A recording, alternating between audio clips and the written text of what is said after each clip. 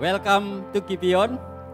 Di sini bukan tempat untuk orang yang sempurna, tapi tempat di mana kita semua terus disempurnakan oleh kasih karunia yang ada di dalam Yesus Kristus Tuhan. Amin. Baik saudara, kita akan membacakan Katekismus Reformasi dan minggu ini kita masuk pada pembacaan yang ke-32. Saya akan membaca pertanyaannya, lalu saudara akan membaca jawaban serta pembacaan Alkitabnya. Apa artinya pembenaran dan pengudusan? Pembenaran berarti kita dinyatakan benar di hadapan Allah yang dimungkinkan oleh kematian Kristus dan kebangkitannya bagi kita. Pengudusan berarti kebenaran kita yang bertumbuh secara berangsur-angsur yang dimungkinkan oleh karya Roh Kudus di dalam kita. 1 Petrus 1 ayat 1-2, kepada orang-orang pendatang, yaitu orang yang dipilih sesuai dengan rencana Allah Bapa kita dan yang dikuduskan oleh Roh supaya taat kepada Yesus Kristus dan menerima percikan darahnya. Kiranya kasih karunia dan damai sejahtera makin melimpah atas kamu. Silakan duduk saudara. Saudara-saudara, kalau kita berbicara tentang pembenaran dan pengudusan, itu adalah berkat kasih karunia Allah yang tidak dapat dipisahkan, tetapi merupakan tindakan Allah yang berbeda.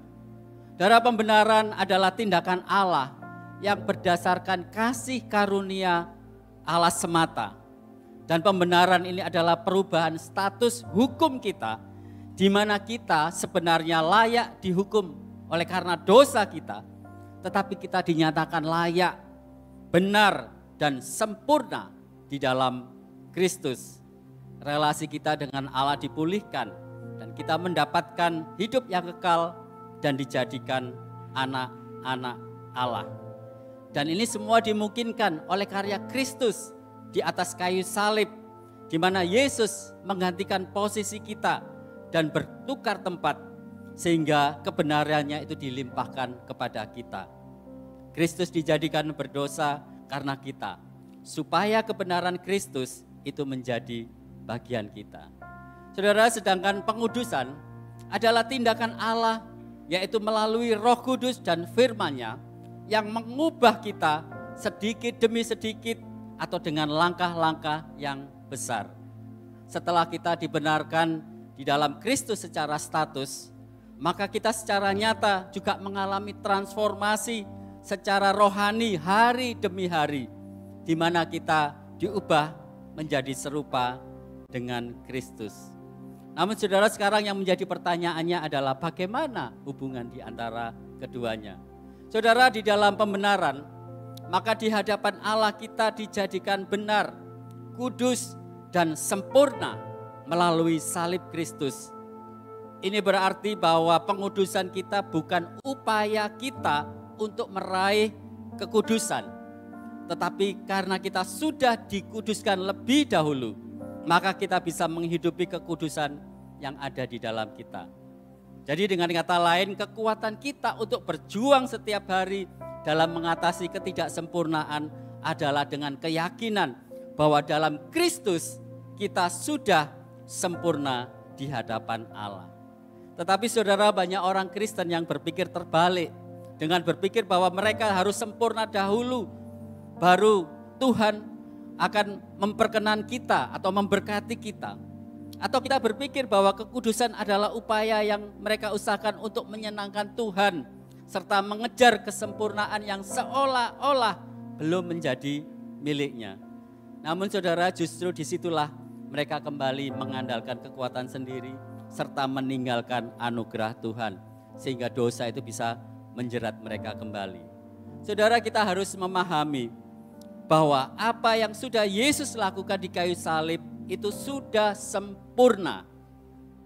Dan bukti bahwa kita berdiri sempurna di dalam Kristus, bahwa kita ini akan membenci dosa. Dan dengan iman dan anugerahnya, kita akan dimampukan untuk mengatasi ketidaksempurnaan kita. Dunia dan agama berpikir bahwa manusia bisa meraih kekudusan dan perkenanan Allah dengan moralitas, dengan usaha sendiri. Tapi justru disitulah kita gagal. Saudara-saudara, sesungguhnya Allah lah yang dengan anugerahnya membuat kita dapat diterima, mengangkat kita menjadi anaknya, dan membenarkan kita. Dan karena pembenaran itulah, maka kita menghidupi identitas kita yang sesungguhnya di dalam Kristus. Amin. Mari saudara kita bangkit berdiri. Saya mau memberikan kepada saudara waktu sejenak untuk kita bersama-sama datang kepada Tuhan dan bertobat. Karena seringkali kita mengupayakan kekudusan kita itu dengan usaha dan kekuatan kita sendiri. Artinya kita tidak mempercayainya dan kita lupa bahwa Kristuslah sesungguhnya kekudusan kita. Dan kita perlu bertobat dan datang kepada Tuhan untuk mempercayakan hidup kita kepadanya.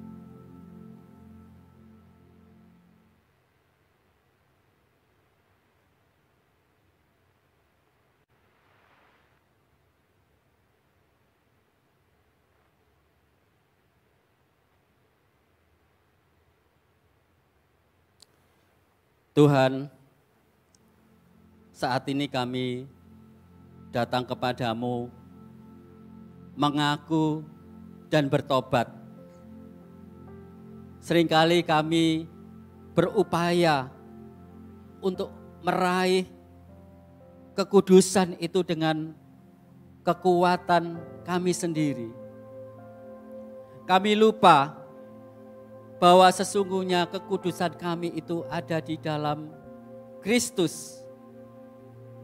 Dan biarlah Injil-Mu itu terus mengingatkan kepada kami bahwa identitas kami yang sesungguhnya itu ada di dalam Kristus.